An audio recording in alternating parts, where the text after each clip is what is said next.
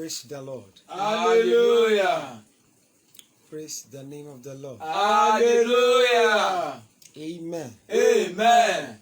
A kú ọdún. Yes. Lórúkọ Jésù, a ó ṣe ọ̀pọ̀lọpọ̀ rẹ̀ láyé. Àmín Jésù Kristi. Èní tí ó jẹ́ àyájọ́ ọjọ́ Kérésìmesì, mo gbàdúrà tí 2021 àtèmi àti ẹ̀yin àtẹbí àtará wa lórúkọ Jésù, a ó péjú ṣe láyé. Àmín Jésù. Ìbànújẹ́ ó kéré ó pọ̀ lórúkọ Jésù kò ní jẹ́ ìpín wa. Àmín. Ilẹ̀kùn àánú lórúkọ Jésù Ọlọ́run máa ṣí fún wa. Àmín. Ìyanu á ṣẹlẹ̀ láyé wa. Àmín. God bless you ma. God bless you sir. Merry Christmas and a happy new year in advance. Lórúkọ Jésù a ó ṣe ọ̀pọ̀lọpọ̀ láyé o. Àmín. God bless you ma. God bless you sir. Ẹ bá ń pe àwọn èèyàn wọlé. Mo fẹ́ kó bá mi share program yìí ní 31 times and make sure that ohun tó Olúwa ní a ṣe lénìí rèé. Write out your prayer request. Write out your prayer request. 7 things you want God to do for you. Write it out. Wàá wá bu iyọ̀ sí lórí. Wàá wá bu oyin sí bí mo ti bù yẹn. 7 prayer requests. Bẹ́ẹ̀ ni méje tó fẹ́ k'Ọlọ́run ṣe fún ẹ nínú ọdún tó tájọ́ ń wọ̀ lọ yìí. Wàá kọ síta. Wàá wá bu iyọ̀ sí lórí. Wàá wá bu oyin sí pẹ̀lú. Àwa fi jọ gbàdúrà. Sáàmù kọ̀ọ̀kan, sáàmù méje l'Olúwa ní a máa kà sí. Bí ẹ̀mí wọn bá ṣe ń gbé wá, I will give you the first one today. We are going to read it on it. Bẹ́ẹ̀ni, so ẹ bá mi kọ́ ẹ̀yin tẹ́ ẹ bá ṣe enjoy wa. God bless you sir. God bless you ma. Help me share the program. Invite a lot of people and let them join us now.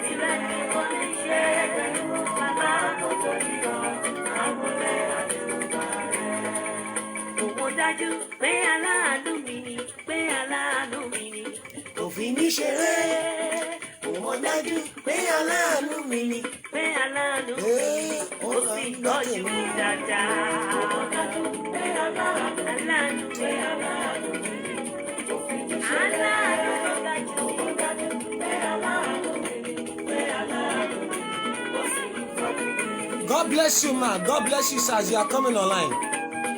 Ẹ bá mi share rẹ̀. Invite àwọn èèyàn sir.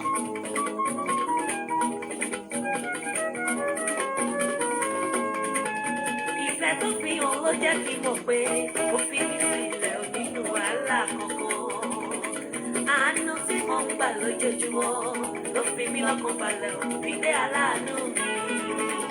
Dájúdájú lóore. Dájúdájú aláàánú mi, síbẹ̀síbẹ̀ aláàánú mi.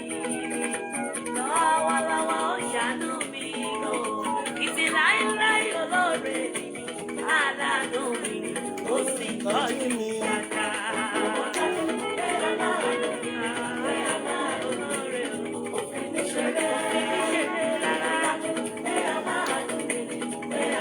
Merry Christmas, ma. God bless you, mommy. Thank you, ma.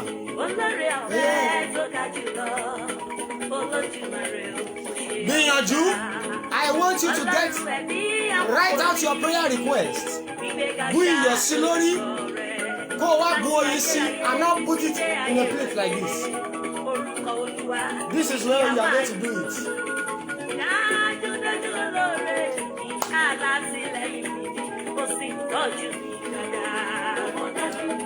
Thank you, ma. God bless you, ma.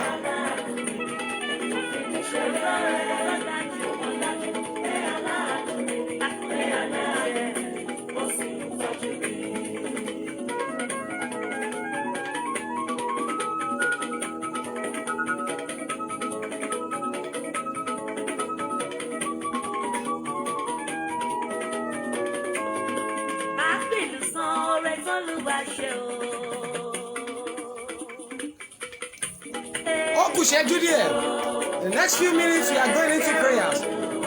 Merry Christmas to everyone. God bless you, ma. God bless you, daddy.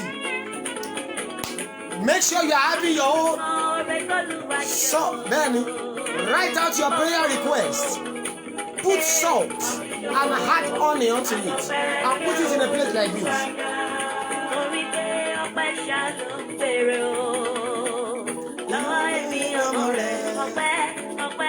Ọpẹ́ ṣá ló ń bẹ̀rẹ̀ láti January lọ́wọ́ àwa ọmọ rẹ̀.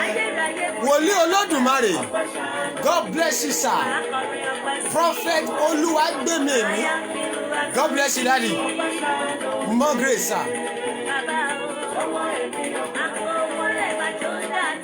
Ọpẹ́ ṣá ló ń bẹ̀rẹ̀ lọ́wọ́ èmi ọmọ rẹ̀.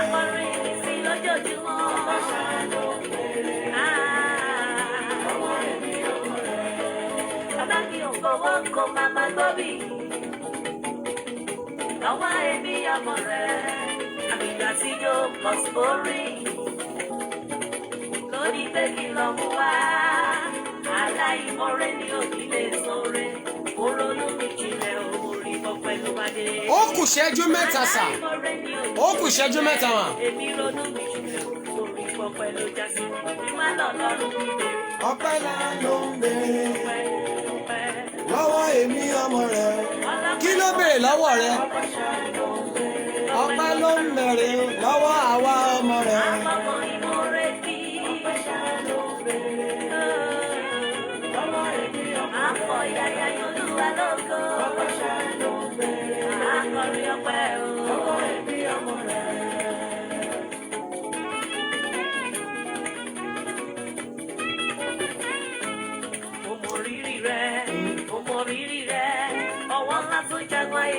Please, if you are just joining us, write out your 7 prayer requests in a white paper. Put salt and hot honey onto it. Olúwa ní ká fi gbàdúrà fún ọjọ́ méje tó kù kọ́dún ìparí. Àwa lò ní on the 1st of January. Please go and do that now. We are going into prayers very soon.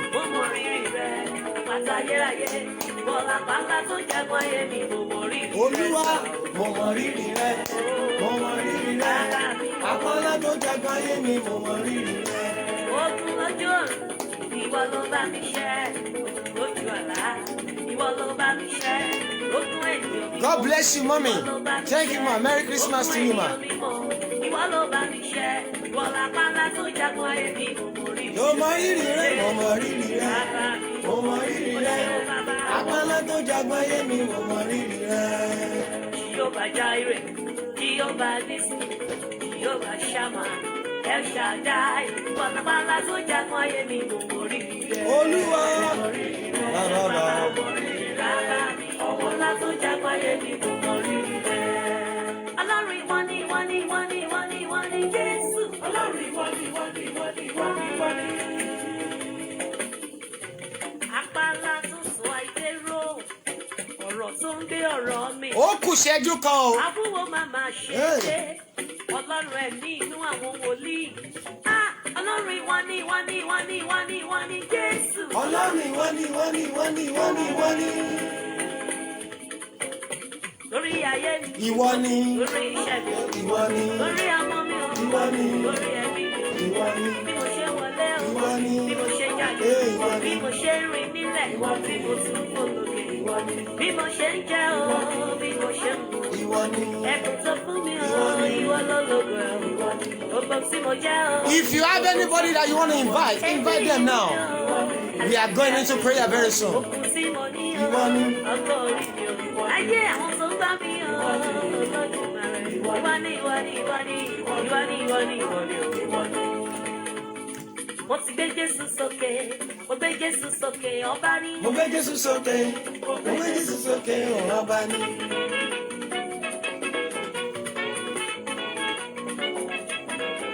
Mo ti gbé Jésù sókè, mo gbé Jésù sókè, ọba ni. Mo gbé Jésù sókè, mo gbé Jésù sókè. Àlá. God bless you, ma. Lórúkọ Jésù, ẹ ó ra àánú gbà. Amen. Ǹjẹ́ mo gbàdúrà sà? Ǹjẹ́ mo gbàdúrà mà?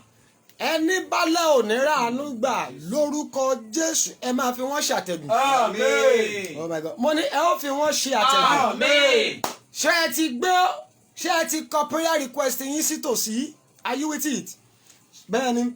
Ṣé ẹ ti dá iyọ̀ yẹn sí? Ṣé ẹ dẹ̀ ti dá oyin sí? Lórúkọ bless you mommy. Lórúkọ Jésù ọ̀rọ̀ yín máa dayọ̀ sá. Amen. Oh my God. Mo ní ọ̀rọ̀ yín máa dayọ̀ mà. Amen. Ẹ jẹ́ àgbàdua ọpẹ́ méjì sá ká wá lọ́nú àdúrà. Help me get no more what? No more carry over. No carry over. Ó gbọ́dọ̀ gbógun wọnú ọdún tó mọ̀ sá. Bẹ́ẹ̀ni. Kí lèèyàn máa ṣe tó ní gbógun ọdún tó mọ̀? Ìgbésẹ̀ wo la máa gbé? Bẹ́ẹ̀ni, Ọlọ́run fàṣírí ẹ̀ràn wa. Mo gbàdúrà ọdún 2021 ogun tó jà lọ́dún yìí ò ní jà lọ́dún tó mọ̀. Amen. Oh my God. God bless you, mommy, sir. God bless you, sir. I greet everyone as you are coming online. Do me this favor. Make sure you are sharing 31 times. A lot of people are supposed to be online. They are yet to come. Bóyá àwọn èèyàn mi ṣì ń jẹun ọdún ló fà á. Then make sure you are write out your prayer request. Àti kọ́tọ̀dọ̀ wá báyìí. Write it out. Put salt on it and add that honey on it. Then mo gbàdúrà ẹnìkan ṣàmì. Ẹnìkan gbọ́ mi ó sì ṣàmì dáadáa. Ogun tó jà lọ́dún yìí ọdún tó ń bọ̀ ò ní gbé ogun yẹn wọ bẹ̀. Amen. Oh my God. Ẹni ló ní bọ́ lọ́wọ́ òun tó lóun máa tún fogun jà ọ́ lọ́dún tó ń bọ̀. Àmì ìgbàgbọ́ ló máa ṣe lórúkọ Jésù. Ẹni yẹn àrá kó pa wọ́n lójijì. Amen. Oh my God. Ẹni fogun jà ọ́ lọ́dún yìí, the person that waged war against you this year, that said no, I was the one who made you stagnant this year and you are unable to come out with something good, that want to fight against you next year. Tó o bá ti ṣàmì lórúkọ Jésù, ẹni yẹn máa ṣàìsàn lọ́dún tó ń bọ̀. Amen. Gbìyànjú sà, mo ń bẹ̀ ọ́. Ọjọ́ méje àkọ́kọ́ Olúwa náà fi gbàdúrà yìí. Today is the first day. Write it out. God bless you, mommy. God bless you, daddy. Everyone, I greet everyone. Merry Christmas. Write out 7 things. Wàá kọ sí o lè sáré kọ báyìí. Bẹ́ẹ̀ni. Sáré kọ ní gbogbo bí tẹ́ ti wò mí. Write out 7 things you want God to do for you in the year 2021. Wàá kọ síta, wàá wá da iyọ̀ sí, wàá wá da oyin sí. Ẹ wo bí mo ti ṣe báyìí. Wàá da iyọ̀ lé pépà yẹn lórí, wàá wá da oyin sí. Olúwa ní kí n máa fún wa ní sáàmù ẹyọ kan lójúmọ́ tó o máa kà sí nígbà mẹ́ta. Á dẹ̀ pé méje. That means this program is going to last until on the 31st of December. So on the 1st of January, I will tell you how you are going to make use of it. Ẹ gbọ́ mi bí ọmọ Ọlọ́run. Ẹni ní pé ogun tó jà lọ́dún yìí kó o tún lọ jarú ẹ̀ lọ́dún tó ń bọ̀. Tó lóun ò ní fààyè gbà kó o ní ẹ̀rí ní 2021. Lórúkọ Jésù ẹni yóò ní bá ẹ wọdún tuntun. Amen. Èmi ò mọ bí tí orísun ogun yẹn wà nínú ayé rẹ. I don't know that battle, man. I don't know that battle, sir. Is it the battle of failure at the point of success? Is it the battle of barrenness? Is it the battle of marital failure? Ìwọ tó ń wáwé, is it the battle of denial of document abroad? Every battle you encounter this year that does not allow the glory of God to speak in your life. Because you are watching me tonight and you are sharing 31 times, I prophesy by the power in the name of Jesus Christ, by the celebration of Jesus Christ of today, I prophesy that battle is terminated in the mighty name of Jesus Christ. Amen. Bá mi gẹ̀ tiẹ̀ lẹ̀, ẹ jẹ́ gbàdúrà. Olúwa mo yìn ọ́. Olúwa mo yìn ọ́. Kó o máa fàánú dáhùn sọ̀rọ̀ mi. Ó máa fàánú dáhùn sọ̀rọ̀ mi. Ó máa ṣe kí ni sà? Ó máa fàánú dáhùn sọ̀rọ̀ mi. Wàá porúkọ Jésù dáadáa gbogbo ènìyàn tó ń gbọ́ mi lórí. Ibi gbogbo tó ti ń gbọ́ mi fi kánra sọ̀rọ̀ sà. Kó o máa ṣe kí ni sà? Ó máa fàánú dáhùn sọ̀rọ̀ mi. Ẹ pe orúkọ Jésù tó nítumọ̀. Bẹ́ẹ̀ni, ọ̀rọ̀ yẹn máa dá lẹ́nu ẹ̀. Wàá sọ fún Ọlọ́run, Olúwa mo yìn ọ́. Olúwa mo yìn ọ́. Pé wàá fàánú dáhùn sọ̀rọ̀ Ó mi. fàánú dáhùn sọ̀rọ̀ mi. Wàá ṣe kí ni sà? Wàá fàánú dáhùn sọ̀rọ̀ Wàá mi. fi àánú dáhùn sí ọ̀rọ̀ mi. Wàá fi àánú dáhùn sọ̀rọ̀ mi. Ẹ gbóhùn sókè sọ́dàdúrà kan. Lórúkọ Jésù. Bàbá. Ẹ̀ẹ́dẹ̀ mọ́mọ́. Yẹra yẹ. Àṣẹ ọ̀run o. Olúwa mo yìn ọ́. Olúwa fàánú dáhùn sọ̀rọ̀ mi. Olúwa mo yìn ọ́. Olúwa mo dúpẹ́ lọ́wọ́ rẹ. Bàbá ṣe. Olúwa fàánú dáhùn sọ̀rọ̀ mi. Ayérayé àṣẹ o. Olúwa mo dúpẹ́. Olúwa mo yìn ọ́. Olúwa ṣe. Olúwa ṣe. Olúwa ṣe. Olúwa ṣe. Olúwa ṣe. Olúwa ṣe. Olúwa mo dúpẹ́. Olúwa fàánú dáhùn sọ̀rọ̀ mi. Ayérayé àṣẹ o. Olúwa mo yìn ọ́. Olúwa ṣe. Ẹ ṣé, ẹ ṣé, ẹ ṣé. Olúwa mo yìn ọ́. Olúwa mo dúpẹ́. Olúwa ṣe. Olúwa ṣe. Ayérayé mo yìn ọ́. Ẹ ṣé, ẹ ṣé, ẹ ṣé, ẹ ṣé. Ẹ ṣé, ẹ ṣé, ẹ ṣé. Àmì kan mà, Jésù Olúwa wa.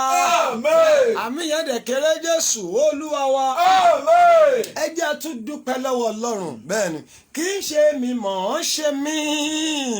Kì í ṣe agbára mi. Kì í ṣe títóbi mi. Lẹ fi dá mi sí o bàbá. Ẹ jẹ́ pé Jésù ẹ̀yin ọmọ Ọlọ́run. Olúwa mo dúpẹ́ lọ́wọ́ rẹ. Olúwa mo dúpẹ́ lọ́wọ́ rẹ. Pé wàá yí ìtàn mi padà. Pé wàá yí ìtàn mi padà. Wàá ṣe kí ni? Wàá yí ìtàn mi padà. Lábẹ́ májẹ̀mú ìpàdé ọjọ́ méje yìí. Wàá ṣe kí ni sà? Wàá yí ìtàn mi padà. Ẹ̀yin títàn yín máa yé padà bíi tèmi. Mo fẹ́ kó o fi ọ̀rọ̀, mo fẹ́ kó o sọ̀rọ̀ yẹn dáadáa gbogbo ibi tẹ̀tí wò mí. Olúwa mo yìn ọ́. Olúwa mo yìn ọ́. Pé láàrin májẹ̀mú ìpàdé ọjọ́ méje. Pé láàrin májẹ̀mú ìpàdé ọjọ́ méje yìí. O máa yí ìtàn mi padà. Ó máa yí ìtàn mi padà. Pé ọ̀rọ̀ mi á dayọ̀. Ọ̀rọ̀ mi á dayọ̀. O máa yí ayé mi padà. Ó máa yí ayé mi padà. Ó yẹ pé Jésù sọ̀rọ̀ gbọ́. Lórúkọ Jésù. Ẹ̀mí mọ́mọ́. Àṣẹ ọ̀run o. Olúwa mo dúpẹ́ lọ́wọ́ rẹ. Pé láàrin májẹ̀mú ìpàdé ọjọ́ méje yìí. Pé wàá yí ìtàn mi padà. Olúwa mo dúpẹ́ lọ́wọ́ rẹ. Olúwa ṣe. Pé wàá yí ìtàn mi padà. Pé wàá yí ìtàn mi padà.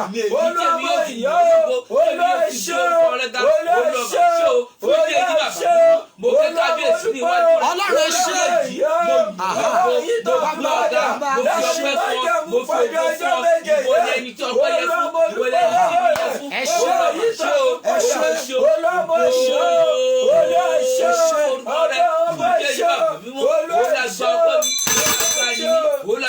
Ẹ ṣe àmì Jésù Olúwa wa. Àmì yẹn kéré Jésù Olúwa wa. Ẹ jẹ́ gbàdúrà. God bless you. Okay, no problem, mommy. Let us tell God.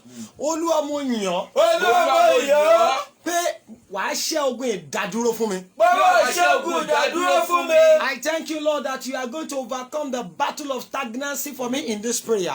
Wàá ṣẹ́ ogun ìdádúró fún mi nínú àdúrà yìí. Wàá ṣẹ́gun ìdádúró fún mi nínú àdúrà yìí. When you are going to overcome every battle of stagnancy for me in this prayer, in this 7 days prayer, I thank you, Lord, that you are going to overcome every battle of stagnancy. Mo dúpẹ́ pé wàá ṣẹ́ ogun ìdádúró láyé mi. Ó yẹ pé. Jésù. Ẹ̀mẹ́mẹ́mẹ́. Àṣẹ Olúwa ṣe. Bàbá rẹ̀ fún ṣẹ́gun ìdádúró láyé mi. Olúwa dúpẹ́ lọ́wọ́ bàbá ṣẹ́gun ìdádúró láyé mi. Olúwa yẹ. Olúwa ṣe. Thank you, Lord. Ọlọ́run ṣe.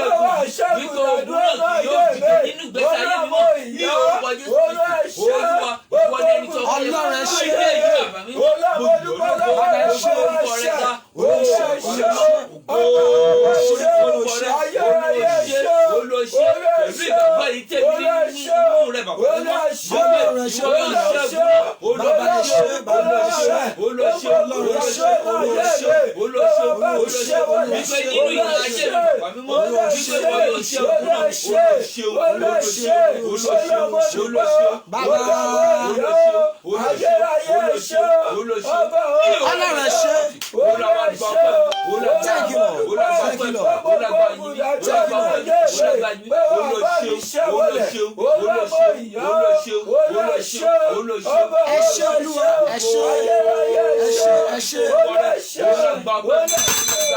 Jésù náà Olúwa wa ẹ̀ṣẹ̀ gbogbo bàbá dáríjì wá. Oh my God, ẹ̀ṣẹ̀ gbogbo tá a ṣẹ̀ tí ò ní jẹ́ aráàánú gbà ẹnìkan ṣàmì Olúwa kó dáríjì. Mo ní Olúwa dáríjì. Mo ní Olúwa dáríjì. Ẹ já lọ́nú àdúrà tí ẹ̀mí mímọ́ ní àgbà ibi tá a ti fẹ́ bẹ̀rẹ̀ ilé ẹ gbọ́ bí Olúwa ṣe ní àgbàdúrà ọfà èròkèrò tí ń yí àdúrà mi dànù. Ọfà èròkèrò tó ń yí àdúrà mi dànù. Jáde lára mi. Jáde lára mi. Bẹ́ẹ̀ni Olúwa sọ mi let me translate that prayer. The Lord said let us pray. Every negative thought that used to take away my prayer, that used to terminate my prayer, Lord, terminate that evil thought. Olúwa sọ pé there are some people watching me tonight. Tó o bá ti gbàdúrà, immediately you pray. Guess what? An evil thought will come into your heart, telling you, do you think that your prayer can be answered? This is not the first time that you are praying. You have been praying for a long time. Your prayer can never be answered. Lẹ́sẹ̀kẹsẹ̀, everything you have prayed, your body will become cold, and guess what? The enemy will start all over again. You will now start praying again.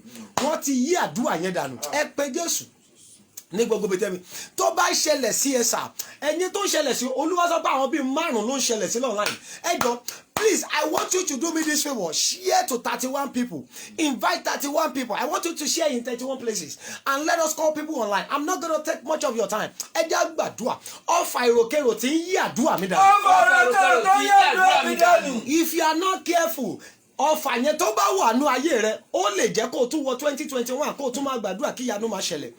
If that arrow of negative thought is still in you, you can go into the new year and still be stagnant because they will always allow you to pray.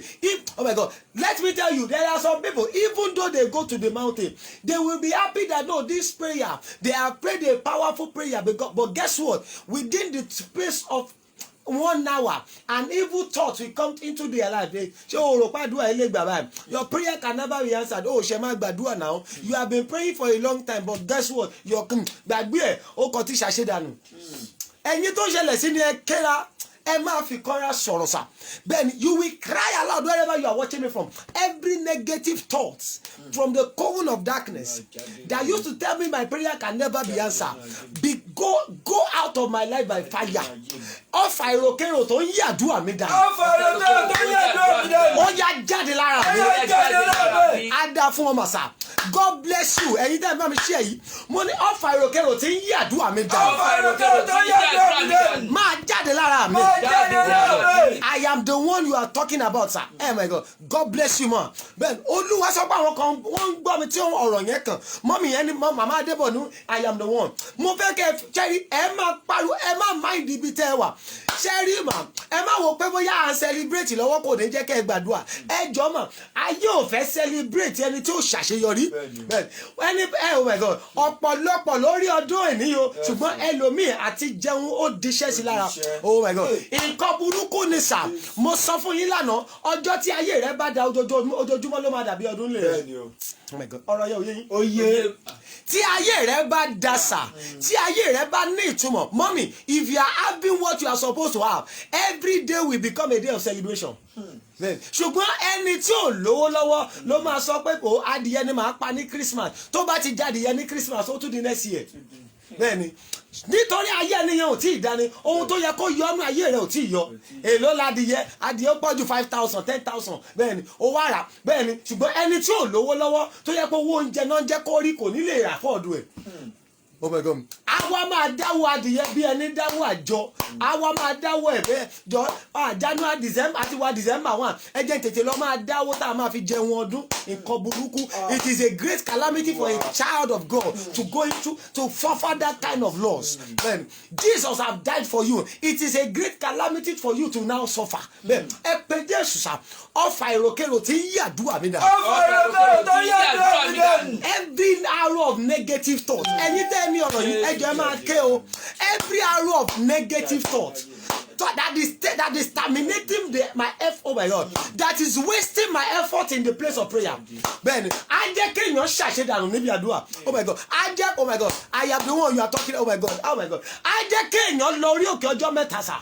Á jẹ́ kó gba bíríbírí ọjọ́ mẹ́ta. Tó bá ṣe ń parí ẹ̀ lọ́fà yẹn máa dé pé ìwọ ó mọ lọ́wọ́ àwọn ará rẹ̀ kan nínú Bíbélì. Anna ojoojúmọ́ náà ló ń lọ Ṣílò. Kí ló padà ṣe? Kò padà bímọ.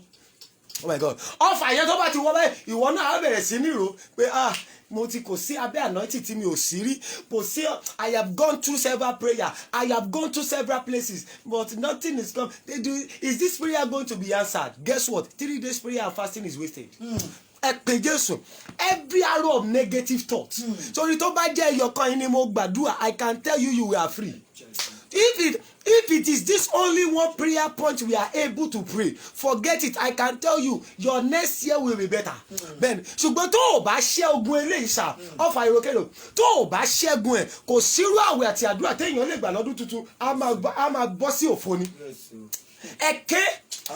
Don't mind, I'm saying it. Don't mind the position where you are now. Don't mind pé bóyá àwọn tenant hello, àwọn tenant kan máa wò pé àwọn tenant jẹjọ ń gbélé wọn máa gbọ́ ẹ hello jẹ́ kó gbọ́ ẹ kí wọ́n lè gbọ́n pa àṣeyọrí ẹ. My God, jẹ́ kí wọ́n, oh my God, jẹ́ kí wọ́n gbọ́ ariwo rẹ lónìí kó lè padà wá bá yin Ọlọ́run lógo lọ́la. Ẹ pé Jésù. Ẹ bá mi share rẹ̀ ní 31 times. Ẹ invite àwọn tó yẹ kẹ́ invite. Ọfà ìrókèrò. Ọfà ìrókèrò. Tó ń yí àdúrà mi dànù. Tó ń yí àdúrà mi dànù. Wàá máa ké jáde lára mi. Jáde lára mi. Oh my God, ṣé kí ni sà? Jáde lára mi. Ọfà ìrókèrò tí ń yí àdúrà mi dànù. Ọfà ìrókèrò tó ń yí àdúrà mi dànù. Àkókò tó. Àkókò tó. Jáde lára mi. Jáde lára mi. Every arrow of negative thoughts, wasting my effort in the place of prayer, go out of my life as from today. I don't want to use this year the way, I don't want to use 2021 the way I used this year. Oh my God, you complained from January to December. You are not supposed to start complaining again from January again. I don't want to use next year the way I used this year. Every arrow of negative thoughts that is wasting my place in the place of prayer, go out by fire. Ọfà ìrókèrò. Ọfà ìrókèrò. Tí mú mi ṣàṣedànù. Tó mú mi ṣàṣedànù. Ó yá jáde lára mi. Jáde lára mi. Jáde lára mi.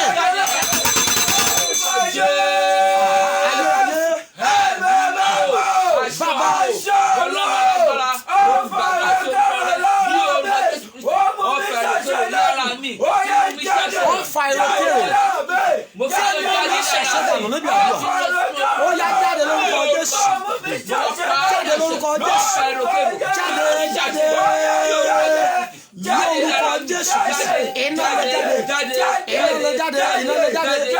Bàbá mi. Ọfà ìrókèrò. Tí mo mi ṣàṣedànù níbi àdúrà.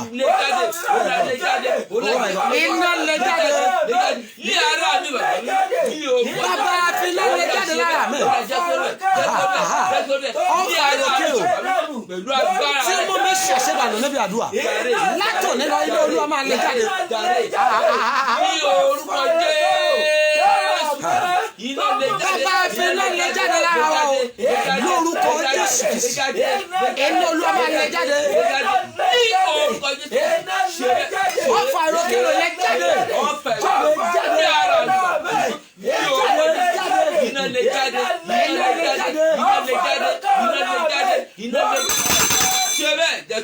Ẹnìkan ṣàmì ó gbọ́ mi nígbà kan ó dẹ̀ máa ṣe àmì mẹ́ta fáyà mẹ́ta gbogbo ọfà ìrókèrò tí ń wéṣì àdúrà rẹ ọfà ìrókèrò tó wà ní ayé rẹ tó ní pé ṣé kìí ṣe bó ṣe máa bá kú rèé every arrow of negative thought in your life tó o bá ti ṣàmì mẹ́ta àti fáyà mẹ́ta ó yẹ kó jáde lára rẹ. Amen. Fire. Má ọfà èròkèrò that is telling you that you are good. There's no way for you. Oh my God. Ọfà èròkèrò that is always telling you nobody were able to make it beyond this level. Every arrow of negative thought that is always telling you your father did not make it. Your father struggled till he died. Don't somewhere where your mother struggled till she died. That you too, you can never make it before beyond your parent level. That is wasting your effort in the place of prayer. That is allowing you to fast and pray, but nothing is coming out of your life. Tó o bá ṣe àmì mẹ́ta fáyà mẹ́ta, mo wí nígbà kejì lórúkọ Jésù iná lè jáde. Amen. Amen. Amen. Fire. Fire. Fire. Ìgbà kẹta rẹ̀ o, ìgbà kẹta rẹ̀ èmi ò mẹ́ni lọ̀rọ̀ ìsà. Ànáfíà ọfà èròkèrò tó ń gbénú ayé rẹ̀ sà. Mọ́mì tó ń gbénú ayé rẹ̀ mọ̀. Tó ń jẹ́ kó máa gbàdúà. Ayé rí ẹ gẹ́gẹ́ bí aládùà. Ṣùgbọ́n wọn ò rí ẹ gẹ́gẹ́ bí aláṣeyọrí. Tó o bá ti ṣàmìsà, àmì mẹ́ta fáyà mẹ́ta dà. Oh my God. Ọfà èròkèrò tó ń sọ pé ṣé kìí ṣogun yìí ló máa pa ẹ́. Ẹ ṣí àmì, ta ló ní ọ̀rọ̀ ilé tí mo sọ yìí? Ọfà èròkèrò tó ń sọ pé ṣé ò ní kú sórí àìsàn yìí. Ọfà èròkèrò tó ní pé ṣé o máa bàdà bẹ́ ẹ̀bẹ́ rẹ pé. Ọfà èròkèrò tó ń sọ pé ṣé o lè kọ́lé báyìí. Every negative thought that is telling you are you not going to die in this position. Every negative thought that is telling you will you get married in life. Every negative thought that is telling you can you give birth in life. Every negative thought that is telling you no matter how you stay in abroad you are going to come back empty-handed. Tó o bá ti ṣe àmì 3 amen and 3 fire rẹ̀ dà lórúkọ Jésù ẹ̀mí mímọ́ fi náà lè jáde. Amen. Amen. Amen. Fire. Fire. Fire. Ẹ jẹ́ gbàdúrà kejì ẹ sà no more carry over. No kẹ́sẹ̀ kí ni. No more carry over. Ẹ gbọ́ mi bàbá ẹni òní ní carry over gbọ́dọ̀ múra lẹ̀ sà. Ẹni òní ṣe kí ni. Ẹni tí ò bá ní ní carry over gbọ́dọ̀ múra lẹ̀. Ìgbà tá a wà school bẹ́ẹ̀ ni ẹni tó fẹ́ ní carry over ọ̀la ọ̀sàmù kọ̀la tó wá lọ patí ẹ̀ rí pé ó ti ní carry over tó dá lọ.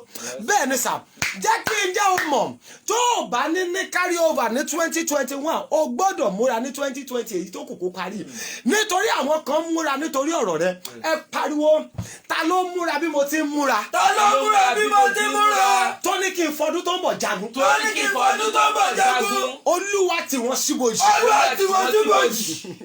Ta ló múra bí mo ṣe kéèkì ni. Ta ló múra bí mo ti múra. Oh my God. Ta ló múra bí mo ti múra. Ta ló múra bí mo ti múra. Mommy, let me tell you, the way you are preparing, some people are preparing. Bẹ́ẹ̀ni, ìwọ ló mọ̀, tọ́lọ́run bá ṣí ẹ lójú wàá jẹ́ kó Ọlọ́run á jẹ́ kó mọ̀ pé even gan ìmúra ọ̀tá gan ó le ju tọmọ Ọlọ́run mi lọ. Oh my God.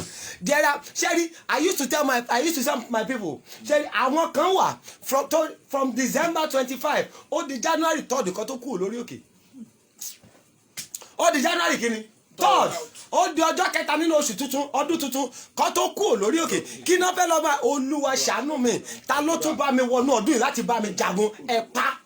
Oh my God. Ìwọ ló mọ̀ ṣùgbọ́n guess what ẹni tí wọ́n torí ẹ̀ múra ó máa wà nulẹ̀ á máa jẹran wọ́n ní kó máa dé tọ́kì á dé tọ́kì á tún lọ bá wọn bẹ̀ ní January a lọ bá wọn bẹ̀ nínú ọdún tó ń bọ̀ ẹ pé Jésù ẹ̀yin ọmọ Ọlọ́run níbi tẹ́ ti wò mí ta ló múra bí mo ti ń múra. Ta ló múra bí mo ti múra. láti bá mi jagun lọ́dún tó ń bọ̀. Láti bá mi jagun lọ́dún tó ń bọ̀. ó ṣàkíyèsí ni o ní 2019 wọ́n bá ẹ múra ìwọ ló mọ̀ wọ́n ní pẹ́ filẹ̀ awala òjẹ́ ó lọ́kọ ní 2019 2020 kò ní padà lọ́kọ tí ó padà lọ́kọ yẹn ẹ má bínú ṣé ìṣe pé mò ń bu yín báyìí ẹ má bínú ẹ jẹ́ àjọ sọ òótọ́ ọ̀rọ̀ fúnra wa bẹ́ẹ̀ ni ọjọ́ tí wèrè bá mọ̀ pé òun ya wèrè ọjọ́ yẹn ló sàn bẹ́ẹ̀ mo máa sọ ẹni bá máa bọ́ lọ́wọ́ ogun láyé ó gbọ́dọ̀ kọ́kọ́ ní ìṣíníyè tó o bá ti mọ̀ pé ogun ń jà ẹ́ o ṣetán àti bọ́ ṣùgbọ́n tó o bá yìí wò pé it's coincident ni sorry ẹnìyàn ò ní bọ́ lọ́wọ́ ogun o ẹ jẹ́ àjọ kọ́kọ́ mọ̀ pé ogun ń jà wá bẹ́ẹ̀ni wọ́n bá ẹ múra ní 2019 pẹ̀ fílẹ̀ 2020 we will now allow her to give birth ǹjẹ́ jẹ́ mọ̀ pé yìí ń gbàdúrà òun wojú Olúwa fọmọ títí 2020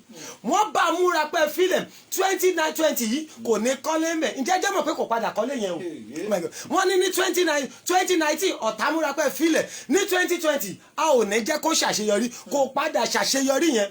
Oh my God ìwọ ló mọ̀ wọ́n ti tún múra lẹ̀ ní 2021 wọn ò ní pààyàn sà wọn ò ní nǹkan tó fẹ́ fi ẹ̀mí ẹ̀ ṣe ṣùgbọ́n wọ́n lè dá àyàn wọ́n yẹn dúró. Oh my God They don't have anything to do with your life. They don't need to take your life. But they will say, let us stagnate her. Let us stagnate him or her. Ẹ jẹ́ dá wọn dúró kọ́ má bàa débi tó yẹ kọ́ dé láyé. Ẹ pe Jésù, oh my God, ta ló ń múra bí mo ti ń múra? Láti bá mi jagun lọ́dún tó ń bọ̀. Ẹ ti síbojì. Ẹ ṣe kí ni sà? Oh my God, ẹ ṣe kí ni sà? Who is preparing the way I am preparing? To fight me in the new year. Lord, push them inside the grave.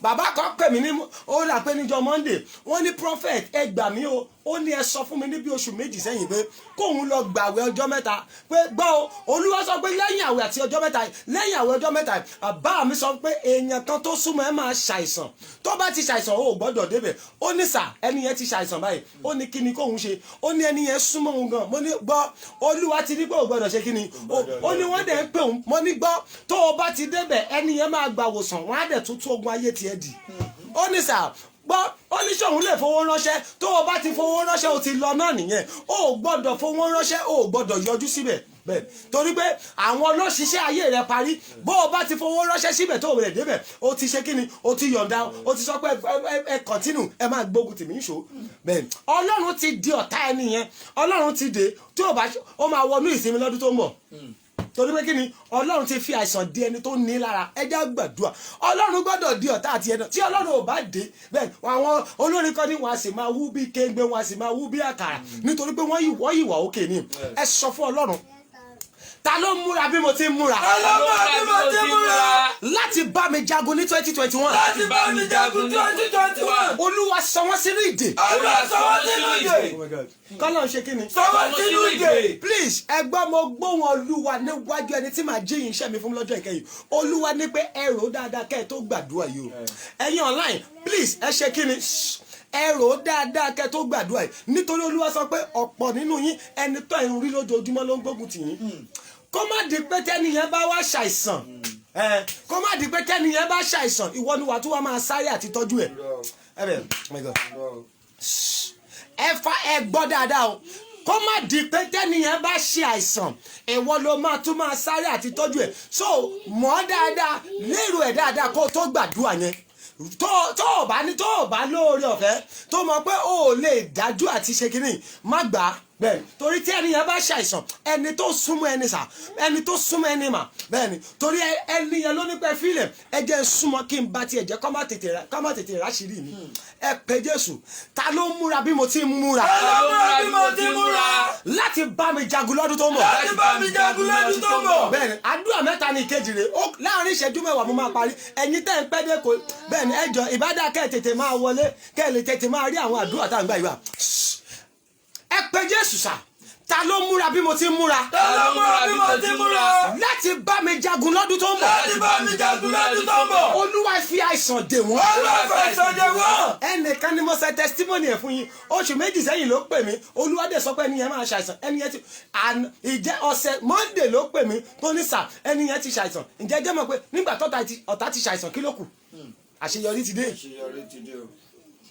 ẹni tó ní lára ti ṣàìsàn ẹni tó náà wò nígbà kó gbórí sókè ti ṣàìsàn ẹ̀sà kí ló tún kù ẹni yẹn ti rọ́nà lọ nìyẹn that means 2021 mo ti ó wá bèrè àdúrà wo lòun máa gbà mo ní gbọ́ àdúrà kan tó máa gbà ní pé Olúwa iṣẹ́ tó bẹ̀rẹ̀ nínú ayé ẹ̀ parí ẹ̀ iṣẹ́ tó ṣe kí ni iṣẹ́ tó bẹ̀rẹ̀ àdúrà tí mo ní kó máa gbà nìyẹn o gbọ́dọ̀ sọ pé Ọlọ́run mú lára dá Olúwa iṣẹ́ tó bẹ̀rẹ̀ parí iṣẹ́ yẹn nínú ayé rẹ̀ bẹ́ẹ̀ ẹjọ́ ìwọ náà ní ìdí àdúrà yẹn nítorí pé ọdún tó ń bọ̀ kò yẹ kó o tún jagun tó jà 2020 kó o tún lọ jà lọ́dún tó ń bọ̀ ẹ sọ fún Ọlọ́run níbi tẹ́ tí wò mí ẹ pariwo àdúrà yẹn dáadáa ẹni tó múra bí mo ti múra láti bá mi jagun lọ́dún tó ń bọ̀ Olúwa fi àìsàn dè wọ́n ẹ fi ẹ̀jẹ̀ rẹ̀ dè ẹ fi àgọ́ ara rẹ̀ dè whosoever that is preparing the way I am preparing to fight me in the new year, Lord, bind them with their body system. Bind them with their body. Ẹ àìsàn dè wọ́n mọ́lẹ̀. Ẹ fi àgọ́ ara wọn dè wọ́n mọ́lẹ̀. Oh yes.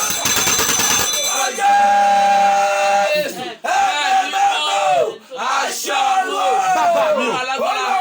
Bàbá mi o.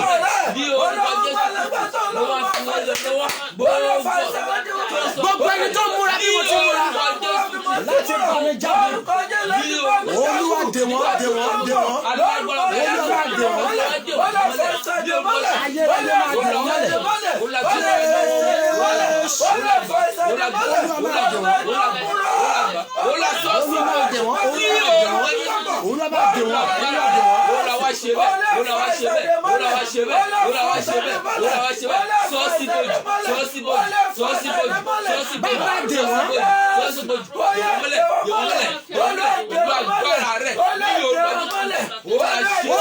dè wọ́n. Ẹ ṣe àmín Jésù Olúwa wa. Ẹnìkan ṣe àmín tó le. Gbogbo ẹni tó ń bá ọ múra bó ti múra yìí tó ní òun máa tún fogun jà ẹ́ nínú ọdún tuntun tó o bá ṣàmẹ́ lórúkọ Jésù ó máa wọnú àìsàn. Ẹni ń bá ọ múra sà, ẹni ń bá ẹ múra mà tó ní gbogbo ọ̀nà lòun máa fi bá ọjà. Whosoever that is preparing the way you are preparing just to fight you in the new year tó o bá ṣàmẹ́ lórúkọ Jésù Ọlọ́run kó fa àìsàn dè wọ́n. Mo ní Ọlọ́run fa àìsàn dè wọ́n. Àmì rẹ̀ kẹ́rẹ̀ mo ní Ọlọ́run fi àìsàn dè wọ́n. Mo ní Ọlọ́run fa àìsàn dè wọ́n. Mo ní Ọlọ́run fa àìsàn dè wọ́n. Mo ní Ọlọ́run kó fi àìsàn dè wọ́n. Ẹ jẹ́ gbàdúrà kan tó kù ẹ pe Jésù sà ẹ sọ fún Ọlọ́run. Ẹ sọ fún Ọlọ́run ta ló ń ba yín ohun rere jẹ́ mọ́ mi lára. Ta ló ń ba yín rere mọ́ mi jẹ́ lára. Olúwa pa wọ́n. Olúwa pa wọ́n. Oh my God. Ta ló ń ṣe kí ni. Ta ló ń ba yín rere mọ́ mi jẹ́ lára. Ta ló ń ba oyún ohun rere jẹ́ mọ́ mi. Who is aborting the pregnancy of good things in my life. Bẹ́ẹ̀ni wọ́n ní ẹ filẹ̀ ẹ jẹ́ kó lóyún ohun rere ṣùgbọ́n kó má bí. Oh my God. Bẹ́ẹ̀ni ẹ gbọ́ mi sà ẹ gbọ́ dáadáa o. Wọn kì í kí obìnrin kú ewu ọmọ tó bá ní àbínibàjẹ́ oyún.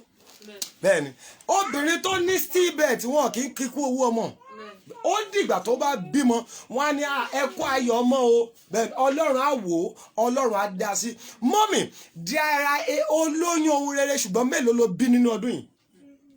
Oh my God, listen very well. You conceive of good things, but how many were you able to give birth in 2020?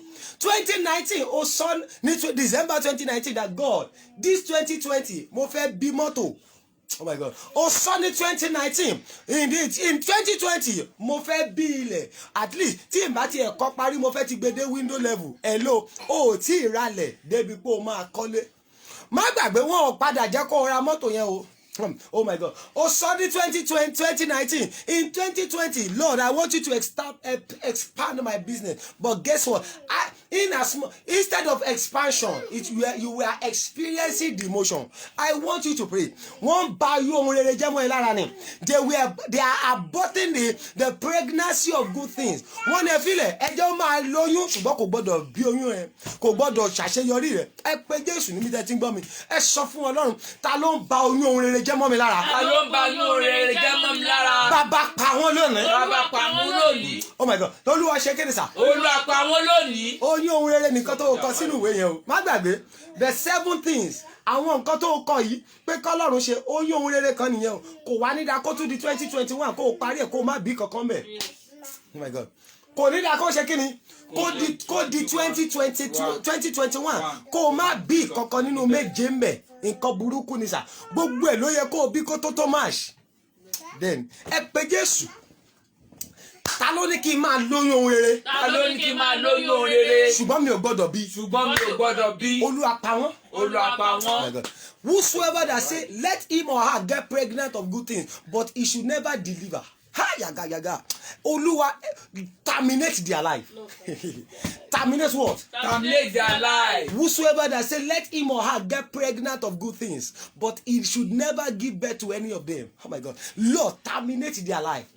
Terminate their life. Terminate their life. Ta ló ní kí n máa lóyún ohun rere? Ta ló ní kí n máa lóyún ohun rere? Ta ló fààyè gbà mí àti lóyún ohun rere? Ta ló fààyè gbà mí àti lóyún ohun rere? Ó lóyún àti lọ́kọ ṣùgbọ́n kò padà lọ́kọ. Oh my God. Oh my God. Ṣé ẹ mọ̀ ní ó lóyún fiancé wọn? Oh my God. Fiancé yàtọ̀ sí husband. Fiancé lè bá ẹ lè fiancé ara yín for 15 years kó má padà dé husband. Nǹkan burúkú ni. Wọ́n ní ẹ filẹ̀ ẹ jẹ́ kó máa lóyún lóṣù méjì kó máa padà bàjẹ́ lóṣù kẹta. Oh Oh my God. Wọ́n ní ẹ fílẹ̀ ẹ jẹ́ kó máa lálàá pé òun wa mọ́tò lójú àlá kò gbọ́dọ̀ wá lójú ayé. Ẹ jẹ́ kó máa lálàá pé òun ṣe wedding ṣùgbọ́n kò gbọ́dọ̀ ṣe wedding lójú ayé. Oh my God. Ẹ jẹ́ kó máa lálàá pé òun fọmọ lọ́yọ̀ lójú àlá ṣùgbọ́n kò gbọ́dọ̀ ẹgbẹ́ ṣùgbọ́n kò gbọ́dọ̀ fọmọ lọ́yọ̀ lójú ayé. Àwọn nǹkan tí mò ń sọ nìyẹn o. Wọ́n á jẹ́ kó máa lálàá ohun rere lójú àlá ṣùgbọ́n wọn ò ní jẹ́ kó di reality. Ẹ sọ fún Ọlọ́run ta ló ní kí n lóyún oore ṣùgbọ́n kí n má bí. Ta ló ní kí n lóyún oore ṣùgbọ́n kí n má bí. Olúwa gbà ẹ̀mí lẹ́nu wọn. Olúwa gbà ẹ̀mí lẹ́nu wọn. Àdúrà kan tó kù nìyẹn and I will give you the psalm for today. Ẹ múra fún sáàmù kejì lọ́la. Ta ló ní kí n lóyún ohun rere. Ta ló ní kí n lóyún oore rere. Ṣùgbọ́n tó ní kí n má bí. Ṣùgbọ́n tó ní kí n má bí. Mélòó lo bí ọdún yìí? Ẹ jọ ẹ fi ìrònú gbàdúrà yìí. Ọdún yìí kù ọjọ́ 6 nínú 7 àti ilẹ̀ ẹyọ kan -1 báyìí ó kù 6 days. Mélòó ló bí ẹlòmíì 20 plenty mélòó ló plenty báyìí kàkà kó plenty ẹlòmíì ó plenty sínú debt ó plenty sínú gbèsè ó plenty sínú àṣedànù ẹlòmíì ó plenty sínú ìrònú ẹlòmíì ó plenty fún sínú hypertension. That is what kò yẹ kó tún lọ plenty burúkú fún ẹ ní 2021 ẹjọ àgbàdua sá ẹ sọ fún Ọlọ́run ta ló ní kí n máa lóyún ohun rere. Ta ló ní kí n máa lóyún ohun rere. Mọ́mì ìwọ ló mọ̀ ó lóyún ohun rere orí Venza ó ní pé no I will love to use Venza. That is the pregnancy of good thing but it is a great calamity for you now to grow old and you are not able to use that Venza. Olóyún orí ilé tó dáa onínà mo like ilé I will love to build this kind of house. Kéèyàn wá dàgbà títí kó má ralẹ̀ débi kó má padà kọ́lé kó wá ní pé ó kú tán wọ́n wá ṣẹ̀gbẹ́ òkú ẹ̀ lọ sílùú òkè ẹjọ́ pé Jésù ta ló bẹ̀rẹ̀ òun rá àwọn ọmọ ọlọ́mọ tó ń ṣàṣeyọrí ìwọ náà sọ pé Ọlọ́run jọ Olúwa jẹ́ káwọn ọmọ mi ṣàṣeyọrí kí àwọn kó wá tún dàgbà kó jẹ́ pé àwọn ọmọ yẹn tún jáde yunifásitì wọ́n ló tún padà fún àwọn yẹn lówó oúnjẹ. It is a great calamity. Lord, who say I should get pregnant of good things and I should not give back to any of them? Lord, terminate their life. Olúwa gbogbo ẹni tó ní kí n máa lóyún ohun rere. Olúwa gbogbo ẹni tó ní kí n máa lóyún ohun rere. Tó ní mi ò gbọ́dọ̀ bí kankan. Tó ní mi ò gbọ́dọ̀ bí kankan. Olúwa fẹ̀mí wọn ṣòfò lọ́dún. Olúwa fẹ̀mí wọn ṣòfò lọ́dún. Oh my God. Wòlíì Olódùmarè ńlá kan ló wọlé àwọn bàbá wa ní Olúwa látòrí òkè kò yí. Wòlíì Olútọ́pẹ́ bàbá Adéyẹmọ. God bless you sir. Ìpè yẹn á máa dìde dà. Ẹ gbàdúrà yẹn sà. Ta ló ní kí n máa lóyún ohun rere? Ta ló ní kí n máa lóyún ohun rere? Ọ̀tá tí ò tako oyún rere lára mi. Ọ̀tá tí ò tako oyún rere lára mi. Ṣùgbọ́n tó ní mi ò gbọ́dọ̀ bí. Ṣùgbọ́n tó ní mi ò gbọ́dọ̀ bí. Ọ̀tá tí ò ṣe kíni. Tí ò tako ohun rere lára mi.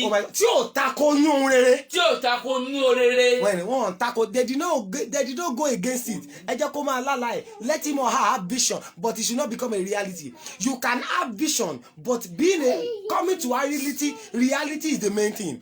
Wọ́n ní ẹ má tako ẹ jẹ́ kó máa lálàá ohun rere ẹ jẹ́ kó lóyún ohun rere ẹ jẹ́ kó máa rò pé òun fẹ́ jẹ́ kí ṣọ́ọ̀bù ẹ̀ di ńlá ṣùgbọ́n ẹ jẹ́ kí gbèsè wọbẹ̀ kó joro.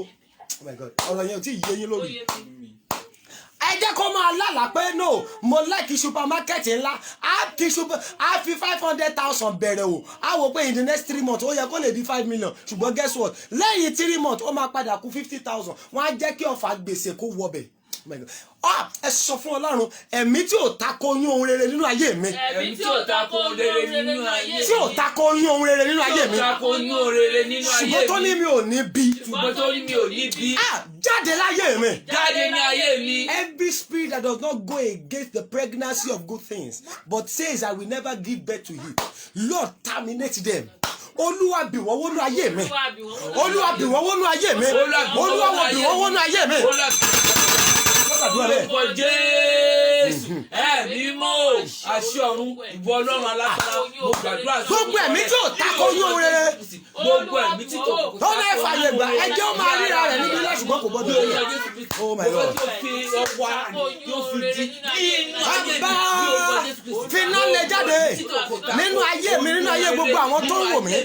Bàbá lè jáde bàbá lè jáde ayérayé o Ọlọ́run àwọn wòlíì lè jáde lára mi.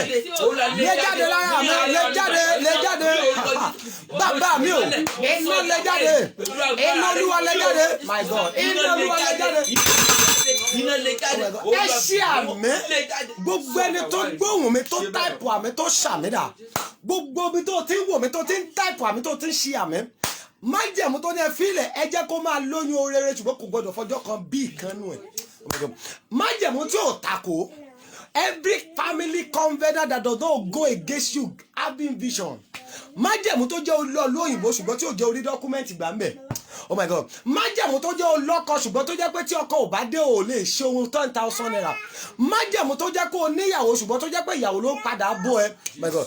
Májẹ̀mú tó jẹ́ kó o máa lóyún ohun rere ṣùgbọ́n tó ní ò ní bí ohun rere. Bá a bá ṣàmì lórí ó yá májẹ̀mú yẹn lanà sọ̀rọ̀. Amen. Májẹ̀mú tó fàyè gbà ẹ́ tó ní ẹ fi ilẹ̀ ẹ jẹ́ kó rẹwà gbọ́ kò gbọdọ̀ ládé orí. Ẹ̀yin tẹ́ ń táìpù àmì ìdá lórí. Májẹ̀mú tó ní kó o bímọ ṣùgbọ́n àwọn ọmọ rẹ ò gbọdọ̀ jẹ́ èèyàn láyé. Oh my God. Ìwọ tó yẹ kó o ti máa jẹun ọmọ ṣùgbọ́n tó jẹ́ pé ìwọ ló ṣe fún àwọn ọmọ lówó oúnjẹ.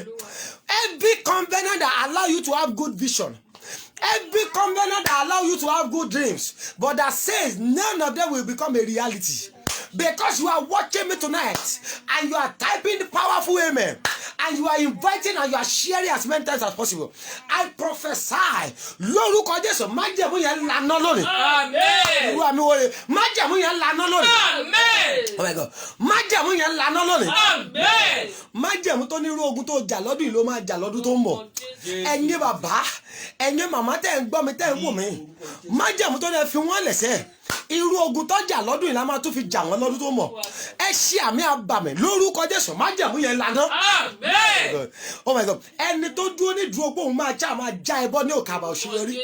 Whosoever, oh my God, whosoever that is standing just to bring you down whenever you are supposed to climb the ladder of success, whosoever that says no way, they will never allow you to attain the level where you are supposed to attain in life. Tó o bá ti ṣàmẹ́ lórúkọ Jésù ìmọ̀ wọn kò dasán lórí rẹ̀. Amen. Oh my God, ìmọ̀ wọn dasán lórí rẹ̀. Amen. Ṣàmì àbàmì ìmọ̀ wọn dasán lórí rẹ̀. Amen. Ẹ gbọ́ mi sà, ta ló múra bó o ti múra? Ta ló sọ pé fílẹ̀ ẹjọ́ ó máa múra àti wọnú ọdún tuntun ṣùgbọ́n ó máa padà fogun wọnú rẹ̀ ní. Mọ́mì tó gbọ́ mi yìí, dádì tó gbọ́ mi, àṣẹ Olúwa ni mo rán jáde sáyọ̀mọ́ rẹ̀.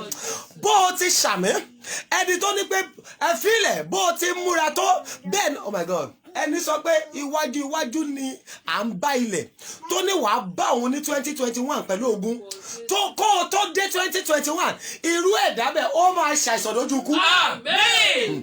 Ọlọ́run tó sọ ọ̀tá ẹni yẹn tó sọ sínú àìsàn lọ́sẹ̀ tó kọjá tó pè mí tó ní ọ̀tá òun ti wọnú àìsàn gbogbo ẹni tó ní ayé rẹ lára tó ní kó o ní ìran tó ní kí ìran rẹ má ṣẹ gbogbo ẹni tó ń fi àṣẹ tì dán ẹ wò whosoever that is wasting your effort gbogbo ẹni tó dẹ fílẹ̀ ẹ jẹ́ kó ní business ṣùgbọ́n kí business yẹn máa go down gradually gbogbo ẹni tó dùn wọn ò ní jẹ́ kó o débi tó yẹ kó o dé ní kíá tó o bá ti ṣàmì irú ẹ̀dá bẹ́ẹ̀ lórúkọ Jésù ó yá kó wọnú àìsàn. Amen. Ẹ gbọ́ o ẹ̀yin tẹ́ ẹ máa ṣàmì eléyìí lẹ́ni ọ̀rọ̀ yìí èmi ò fẹ́ mọ bó ṣe súnmọ́ ẹ tó o bẹ́ẹ̀ni ẹ gbọ́ mi sà mi ò fẹ́ mọ bí wọ́n ṣe súnmọ́ ẹ̀mí àti ẹ̀yin tó ẹni tó wà lá ẹni tó súnmọ́ wa tó ń ba tiwa jẹ́ tó tún wá solution fún wa ta ló ní ọ̀rọ̀ yìí ẹni tó súnmọ́ ẹ sà whosoever that are closer to you and you don't know that they are the enemy of your life gbogbo ẹni tó súnmọ́ ẹ láti máa jà ẹ́ lógun tó o bá ṣàmì lórúkọ Jésù àìsàn máa tú àṣírí ẹ̀. Amen. Gbogbo oh my God gbogbo ẹni tó ń sá eré òdì nítorí tiyín ta ló ní ọ̀rọ̀ yìí whosoever that is running health scatter because of you gbogbo ẹni tó rí ìrìn àjò òkùnkùn nítorí ọ̀rọ̀ rẹ gbogbo ẹni tó lọ gbàgbà òpin ọdún láti bá ọ jagun nínú ọdún tuntun nítorí ọ̀rọ̀ rẹ tó o bá ṣàmì agbára tó gbà kó pa Amen. àmì yóò nítumọ̀ mo ní agbára tó pa kó pa wọ́n dànù Amen. agbára tí ọ̀tá rẹ gbà láti fi gbógun dì ẹ́ lọ́dún tó ń bọ̀ ta ló ṣàmì yìí agbára tí ọ̀tá rẹ gbà the power your enemy have collected to wage war against you in the new year tó o bá ṣàmì agbára wọn kó pa wọ́n dànù. Amen. Mọ́mì dáàdì kẹ́ ẹ ní ìdáláre Amen. before the end of this 7 days prayer tó o bá ṣàmì I will receive your testimony. Amen. Before the end that is the 31st of this month mo gbàdúrà kí a tó rí on the 31 ṣe àmì tó nítumọ̀ màá gba testimony rẹ. Amen. Mo ní o máa pè mí fún testimony. Amen. Mo ní o máa pè mí fún testimony. Amen. Mo ní o máa pè mí fún testimony. Amen. Ó dẹ̀ rí bẹ́ẹ̀ o ṣe bẹ́ẹ̀. Amen. Mo ní bẹ́ẹ̀ ó rí bẹ́ẹ̀ o ṣe bẹ́ẹ̀. Amen. Ọ̀rọ̀ rẹ̀ dẹ̀ dayọ̀. Amen. Mo ní ọ̀rọ̀ rẹ̀ dayọ̀. Amen. Adúpẹ́pẹ́ yẹn náà ti bọ̀. Ó ṣe. Àmì mẹ́ta tó le Jésù Olúwa wa. Amen. Amen. Amen ní orúkọ Jésù. God bless you sir. God bless you. Bẹ́ẹ̀ni God bless you sir, God bless you ma. Bẹ́ẹ̀ni gbogbo ẹ̀yin tẹ́ ti gbé ẹ̀yin tẹ́ ṣe ń wò mí lórí yìí. If tonight is your first time of watching us, bá a bá ti ń parí àdúrà báyìí ẹ lọ kọ ohun méje tí ẹ fẹ́ k'Ọlọ́run ó ṣe. Ẹ kọ ohun méje tí ẹ fẹ́ k'Ọlọ́run ó ṣe. Ẹ wá bu iyọ̀ sórí prayer request yẹn kẹ́ wá da oyin sí, ẹ wá gbé sínú àwo báyìí. Bẹ́ẹ̀ni the psalm for today, the number 1 psalm, ìgbà mẹ́ta lẹ máa kà á sí mà sà, ìgbà mẹ́ta lẹ máa kà á sí. You are going to read Psalm 27 for tonight. Psalm 27. Then Psalm 27 lẹ máa kà sí lálẹ́ yìí báyìí. Go and read Psalm 27 into it. Psalm 27. Tẹ́ ẹ bá ti kà sí nígbà mẹ́ta ẹ gbé pamọ́ ó tún di wo eré gbogbo tún di ọ̀la. If you are having your own, let me know. Kí n kò sọ̀rọ̀ àṣẹ sí ẹ̀yin á dẹ̀ ka sáàmù yẹn sí. Ǹjẹ́ mo gbàdúrà gbogbo ẹ̀yin tẹ́ ẹ gbé prayer request tẹ́ ẹ gbé iṣẹ́ ìránṣẹ́ ìdání, mo gbàdúrà bí ẹ bá ti ń lò ní January 1 láti January 1 dá December 31, ohun tá à ń fi ìkorò pè, ohun tá à ń fi ìbànújẹ́ pè lórúkọ Jésù kò ní yálé yín. Àmín. Ẹ̀yin tẹ́ ẹ gbé tiyín dání báyìí àti ẹ̀yin tẹ́ ẹ máa gbé dání tẹ́ ẹ máa ṣe tá a bá ti ń parí àdúrà yìí. Mo gbàdúrà from January 1 till December 31 of 2021. Ohun tá à ń fi ìbànújẹ́ ó kéré ó pọ̀ pé lórúkọ Jésù Kristi kò ní yálé yín o. Àmín. Àwọn Yorùbá ní bí ọmọdé bá rí oyin á sọ àkàrà nù. Ìyanu àpèwáwò, ìyanu tó máa locate ẹni location tó o bá wà. Bó o bá ti ṣàmì nípa májẹ̀mú oyin yẹn lórúkọ Jésù, ìyanu yẹn kó wá ayé rẹ rí. Àmín. Ẹ gbọ́ mi sà, kò ṣeé ṣe fún obìnrin kó dáná láyé kó lóun máa mú ti yọ̀ kúrò. Ibi gbogbo tí ẹ̀yin èèyàn yìí bá dé, bẹ́ẹ̀ bá ti ń lo iyọ̀ yìí lórúkọ Jésù, ẹ ó máa rà àánú gbà nílẹ̀. Àmín. Mo ní ẹ ó máa rà àánú gbà nílẹ̀. Àmín. Ẹ ṣe àmì, ẹ ó máa rà àánú gbà nílẹ̀. Àmín. Ojú ohun méje tẹ́ ẹ ti kọ sínú ìwé yìí, Ọlọ́run má jẹ̀mú ìpè mi dà. Jésù Kristi. Kó tó match ending. Bẹ́ẹ̀ni kó tó match ending, gbogbo àwọn èèyàn yìí nítorí wọ́n gbàgbọ́ ni wọ́n ṣe léyìí. Ọlọ́run tó o bá ń ṣe tí àwọn èèyàn lóríṣiríṣi ní testimony, gbogbo àwọn tó fi ìgbàgbọ́ rọrùn mọ́ eléyìí kó tó match ending, ohun méjèèje tí wọ́n kọ yìí lórúkọ Jésù kó di ẹ̀rí fún yín. Àmín. Àtẹ̀mí àti ẹ̀yin kó di ẹ̀rí fún wa. Àmín. Adúpẹ́ pé ẹ̀rọ ọ̀run ti gbọ́. Ó ṣeun bàbá. Jésù Kristi Olúwa wa. Àmín. Àmín. Àmín ní orúkọ Jésù. God bless you sir, God bless you ma. Ẹ lọ gbé pamọ́, ẹ lọ ka Psalm 27 yẹn sí báyẹn. Tó bá wá di alẹ́ ọ̀la àtúgbé pàdé àtújọ gbàdúrà sí. Bẹ́ẹ̀ni tó bá di ọ̀la màá fún yín ní sáàmù kejì. Ẹ wá gbọ́ instruction tá a máa ṣe. Kò sí bá a ṣe máa ṣiṣẹ́ ìránṣẹ́ tó lágbára báyìí. On the first day of January lolúwa ni a máa lò. Àwọn àdúrà tí mo gbà sí ẹ náà ni màá máa sọ̀rọ̀. Distance is not a barrier. Bẹ́ẹ̀ni màá kàn máa ránṣẹ́ àdúrà sí ẹ̀yin á máa ka sáàmù yẹn sí. Kò wá sí bá a ṣe máa ṣiṣẹ́ ìránṣẹ́ àdúrà eléyìí tó le báyìí tí a ò ní fi ìrúbọ sí. Ẹ dẹ̀ mọ̀ pé mo máa ń sọ fún wa kò di dandan kó o ṣe sí ọ̀dọ̀ tèmi. It is not by force. Èyí tó ṣe pàtàkì tó bá jẹ́ church yẹn ló fẹ́ lọ ṣe sí jọ lọ ṣe testimony yẹn lèmi fẹ́ receive. Torí mo mọ̀ pé tí ìyanu bá ṣẹlẹ̀ o ò lè gbàgbé mi, bó o bá dẹ̀ gbàgbé mi Ọlọ́run á lo ẹlòmíì. Àwa ò ní purọ́ nǹkan tó lù ò sọ a ò ní sọ, a ò ní pé torí pé owó máa tán èèyàn ló máa kù. Tó bá jẹ́ church yín ló fẹ́ lọ ṣe sí, make sure you do it on the last day, that is on the 31st. Tá a bá ti ń parí àdúrà ẹ lọ ṣe, àwa gan máa ṣe tiwa sà fún àwọn àgbà wòlíì tó wà níwájú tiwa. Bẹ́ẹ̀ni ẹ lọ ṣe ẹrú bọ yẹn bí Ọlọ́run bá ṣe bless yẹn sí ni lọ rúbọ yẹn, ẹbọ yẹn ló máa gbé àdúrà yẹn sókè pápápá tó máa mú ìdáhùn wá pápápá. Ọjọ́ tí Anna sọ pé Ọlọ́run tó o bá fún mi lọ́mọkùnrin màá dá padà fún ẹ, ọjọ́ yẹn ni Ọlọ́run dáhùn àdúrà rẹ̀ ní Ṣílò. Bẹ́ẹ̀ni wàá ṣe ìrúbọ tó mọ̀ pé ìrúbọ tó nítumọ̀ ní on the 31 tá a bá parí àdúrà yìí. Olúwa mo fẹ́ lé ìrúbọ àdúrà yìí láti January 1 jẹ́ ń wọnú ayọ̀ ẹ̀kúnrẹ́rẹ́ ayọ̀ àti ìbùkún lọ bẹ́ẹ̀ ó lè if you are a redeemer tẹ́mi yẹn bá sọ pé kó lọ sọ́sì rí rìn all well and good tí ẹ̀mí yẹn bá ní pé celestial ni ó fẹ́ sọ sílẹ̀ all well and good any church tó o bá lọ tẹ́mi yẹn bá sọ sí pé kó lọ ṣe síbẹ̀ all well and good ìwọ tí ẹ̀mí yẹn bá sọ pé no prophet Joshua tí Ọlọ́run lò mú fún mi mo lóhùn mi kí n sọ fún tí ẹ̀mí yẹn bá sọ fún ẹ bẹ́ẹ̀ all well and good kò sí wàhálà èyí tó ṣe pàtàkì ni pé ṣé kí ìyanu kó lè ṣẹlẹ̀ nínú ayé tèmi àti ẹ̀yin lórúkọ Jésù àdúrà yìí ó máa pé gbogbo wa. Àmín. God bless you sir. Ẹ lọ ka Psalm 27 yẹn sí ẹ má gbàgbé time yẹn lọ́la 9 p.m. Nigerian time 9 ilé máa ti lù ó lè jẹ́ 5 minutes to 9 la máa wọlé pápápáká gbàdúrà yẹn bẹ́ẹ̀ ni àwọn àdúrà no carry over yẹn àgbà bẹ́ẹ̀ ni àdẹ gbàdúrà sí inú oyin àti àwọn kọ́kọ́ tá a gbé dání bẹ́ẹ̀ ni ẹ lọ ka Psalm 27 yẹn sí fún talẹ́ yìí tó bá di ọ̀la lágbára Jésù Kristi 26 of December à á pàdé online ẹ bá mi ṣí àdúrà yìí ẹ pe àwọn èèyàn wọlé God bless you gbogbo ẹ̀yin tí Ọlọ́run ti lò fún program yìí bẹ́ẹ̀ ni àwọn kan Ọlọ́run lò pé dáàdi ẹ gba owó data ẹ bá wa ra data ká lè rí program yẹn wò àwọn kan wọ́n dẹ̀ tún sanwó epo fún wa mo dúpẹ́ lọ́wọ́ gbogbo lórúkọ Jésù ayé yẹn á máa dìde Àmín. gbogbo yín pátá gbogbo ẹ̀yin tọ́lọ́run lò fún wa àtàwọn tí Ọlọ́run yóò tún máa padà lò títí ọjọ́ ayé yín lórúkọ Jésù ẹ ò ní ṣaláìní àdúrà àti àwọn ọjọ́ méje yìí nínú ayé gbogbo yín ó máa di testimony ẹ ò ní ṣàṣedànù lọ́jọ́ kan God bless you sir God bless you ma read Psalm 27 into that oil into that prayer request honey